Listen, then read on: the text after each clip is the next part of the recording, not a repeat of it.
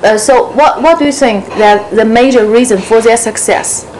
The major reason for Toyota's success and Honda's success is because they have a better way of managing their companies. A much better way, not just a little bit better, but a whole lot better.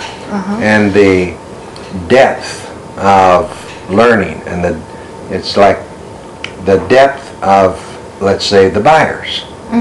I used an example in the talk about if I take a look at buyers and say, okay, on a scale of 1 to 10, where is everybody?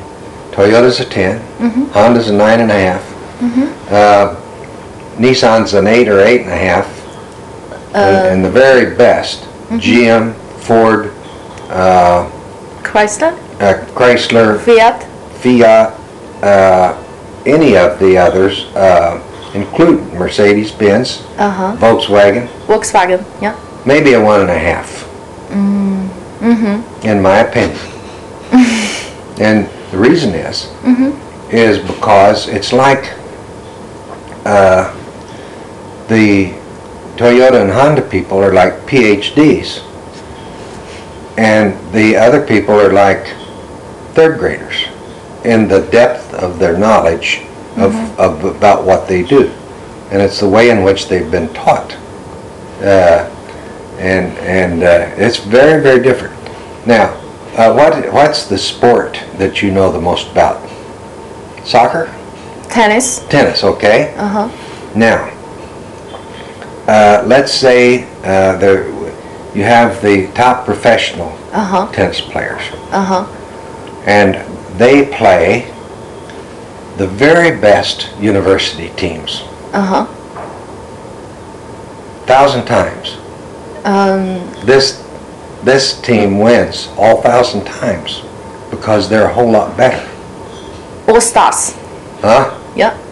And so Toyota and Honda are so much better, so much more capable in their individual jobs, particularly in the world of purchasing.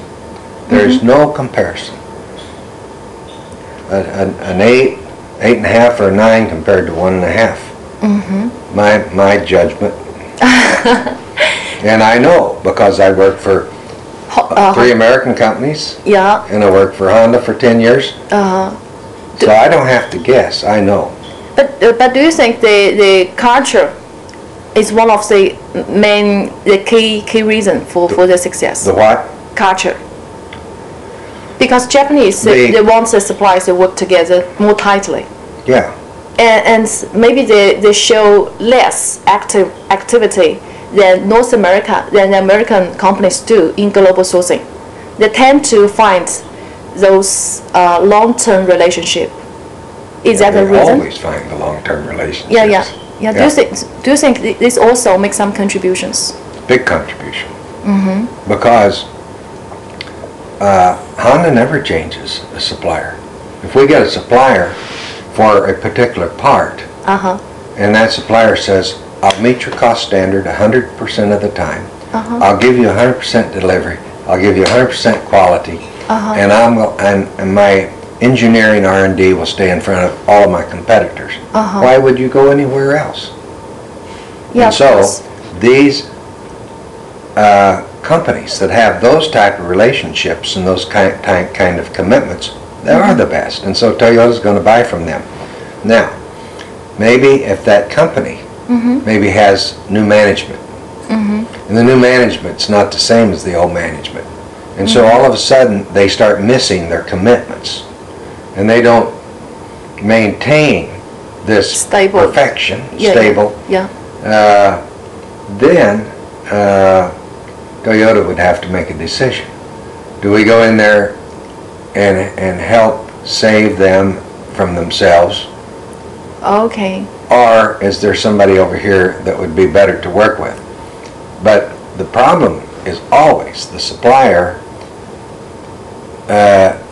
starts failing to meet their obligation to Toyota. Otherwise, trust exists. They have that business forever. 100 years from now, they'll have that business. Yeah. I guess Japanese culture, they tend to build the trust. They do, yes. And But that is a human nature, not just Japanese culture. Japanese may be better at it, but where did they get it? They got it from an American, Dr. Deming. He came and taught the Japanese this particular style of management. And even set up a prize for Dr. Deming for those Deming Prize, yes. Yeah. And right after the Second World War, Japan is devastated. Of course.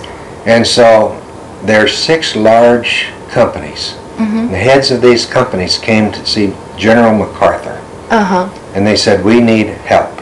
Everything is devastated and we need to rebuild. Yes. And we're not so good at management. And production, manufacturing, all the things. We're not so good. In fact, in those days, everything from Japan was junk. Big time junk.